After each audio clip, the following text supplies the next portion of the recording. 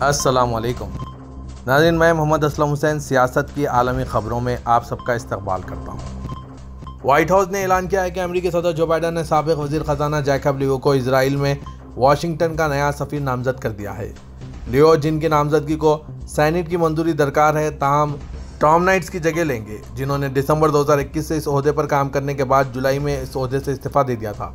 अगर तस्दीक हो गई तो लियो यरूशलेम जाएंगे, जहां साबिक़ सदर डोनाल्ड ट्रंप की इंतज़ामिया के दौरान अमेरिकी सिफारतखाना तल अवीव से मुंतकिल किया गया था। जॉर्डन की अफवाज ने एक बयान में कहा है कि जॉर्डन के हुक्काम ने क्रिस्टल मेथ से लदे एक ड्रोन को मार गिराया जो शाम से निकल रहा था। इस साल अपनी नवियत के 90वें वाक़े में जॉर्डन के सरहदी मुहाफिजों और इंसदाद मंशियात के एहलकारों ने ड्रोन की जानिब से जॉर्डन की शुमाली सरहद से मंशियात स्मगल करने की कोशिश को नाकाम बना दिया। जंगज़दा शाम मंशियात की मुनाफा बख्श तिजारत के एक बड़े मरकज़ के तौर पर उभरने के बाद जॉर्डन तेल की दौलत से मालामाल खलेजी रियासतों के लिए शाम में तैयार करदा एम्फेटामिन कैप्टागन के लिए एक बुनियादी ट्रांजिट रूट बन गया है।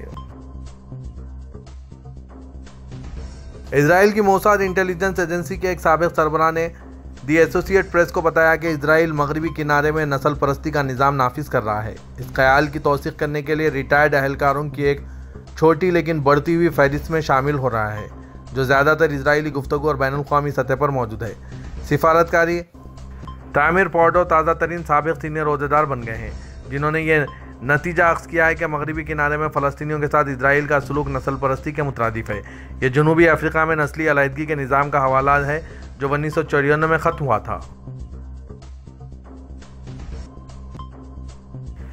रशिया में क्रेमलिन के तर्जुमान पेस्कोव ने कहा है कि अमेरिका ने यूक्रेन की माली इमदाद यूं ही जारी रखें और आखिरी यूक्रेनी के लड़ने तक ही सिलसिला बरकरार रखना चाहिए। पेस्कोव ने अमेरिकी वज़ीर ख़ारजा एंटनी ब्लिंकन के दौरे कैफ के दौरान इन यूक्रेन की इमदाद जारी रखने के ऐलान पर तबसरा करते हुए कहा कि यूक्रेन के लिए अमेरिकी इमदाद के कई वादे हमारे कानों से गुजरे, यानी वो आखिरी यूक्रेनी के लड़ने तक ये इमदाद जारी रखेंगे, मगर इस इमदाद से हमारे खुसूसी फ़ौजी ऑपरेशंस को कोई फ़र्क नहीं पड़ेगा। उन्होंने आर्मीनिया में अमेरिका के साथ 11 से 20 सितंबर के दौरान एगल पैंथर 2023 फौजी मशकों से मुतालिक कहा कि इस तरह की खबरें खदशात में इजाफा करती है, जिनका हम इंतहाई बारीक बिनी से गहरा मुशाहदा कर रहे हैं। अमेरिका के खुसूसी सफ़ीर बराए माहौलियात जॉन कैरी ने कहा है कि अमेरिका तरक्की पजीर ममालिक को माहौलियाती तब्दीलियों का कोई हर्जाना अदा नहीं करेगा।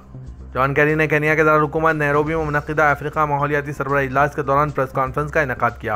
प्रेस कॉन्फ्रेंस से खिताब में उन्होंने कहा कि अमेरिका किसी भी शर्त पर हर्जाने की अदायगी कबूल नहीं करता।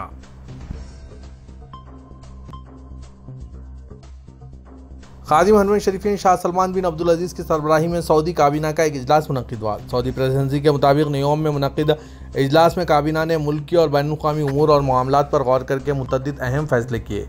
काबीना ने शहरी हवाबाजी के ज़वाबित में तब्दीली की मंजूरी देते हुए कौमी मरकज़ बराए हवाई ट्रांसपोर्ट को फ़िज़ाई हादसात की तहक़ीक़ात करने का इख्तियार दे दिया है। काबीना ने वज़ीर इंफॉर्मेशन टेक्नोलॉजी को इंडिया के साथ खलाई साइंस में ताउन के मुआहदे पर दस्तखत करने की जिम्मेदारी तफवीज़ की है। काबीना ने आलमी मरकज़ बराए सयाहत के क़याम की इब्तदाई मंजूरी दी है, जिसमें जनूबी अफ्रीका, घाना और कोस्टारिका की मुतल्लिक़ा वज़ारतों से बातचीत होगी।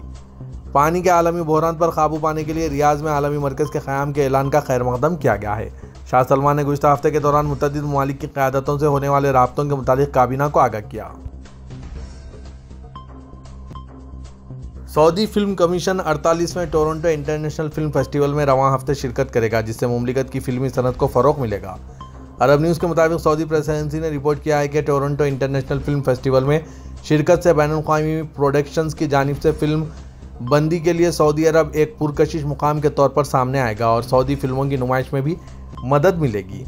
कमीशन मुतअद्दिद कौमी तंजीमों, फिल्म इंडस्ट्री बशमुल Al Ula film, Neom, King Abdul Aziz centre for world culture, Red Sea film festival foundation और सऊदी फिल्म फेस्टिवल के इश्तराक से फेस्टिवल में सऊदी पवेलियन की मेज़बानी कर रहा है। यह फेस्टिवल 7 से 17 सितंबर तक जारी रहेगा। सऊदी अरब के हेरिटेज कमीशन ने पुरफिज़ा शहर अबहा में लिटिल एक्सप्लोरर इनिशिएटिव के तहत रीजन में आसार कदीमा की दरियाफ्त और विरसे के बारे में नई नस्ल की आगाही के लिए एक प्रोग्राम मुनक़िद किया है। अरब न्यूज़ के मुताबिक तजस्सुस और दिलचस्पी से भरपूर इस प्रोग्राम का मकसद मुकामी बच्चों को नवादरात की तालीम देना और मुमलिकत की तारीख़ और इसकी तहजीबों को तफरीही और मालूमाती अंदाज में दरियाफ्त करना है। हेरिटेज कमीशन की रिपोर्ट में बताया गया है कि सकाफत के वजीर और हेरिटेज कमीशन के बोर्ड ऑफ डायरेक्टर्स के चेयरमैन शहजादा बदर बिन अब्दुल्ला ने लिटिल एक्सप्लोरर प्रोग्राम का आगाज़ मार्च 2022 में किया था।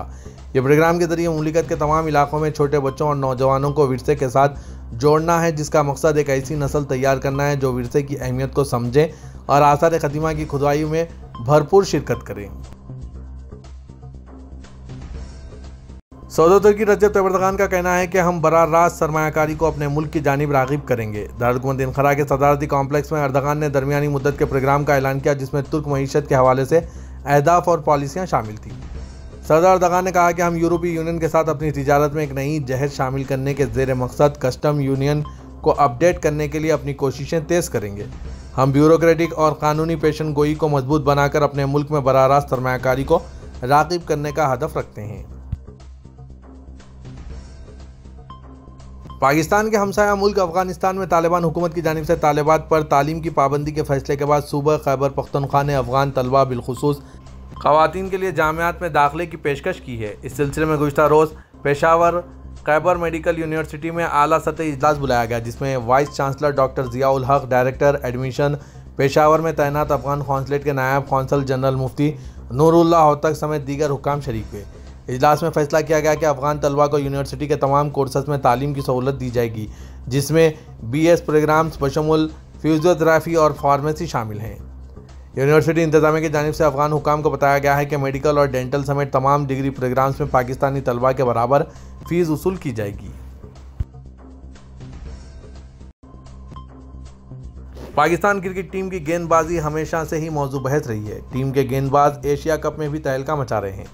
पाकिस्तान के तेज़ रफ्तार तीनों गेंदबाज शाहीन शाह अफरीदी, नसीम शाह और रऊफ़ ने टूर्नामेंट में तहलका मचा रखा है। तीनों ने मिलकर 3 मैचों में मजमूई तौर पर 23 विकेटें हासिल की और सबसे ज़्यादा विकेटें लेने वाले गेंदबाज की फहरिस्त में पाकिस्तानी गेंदबाज ही टॉप पर हैं।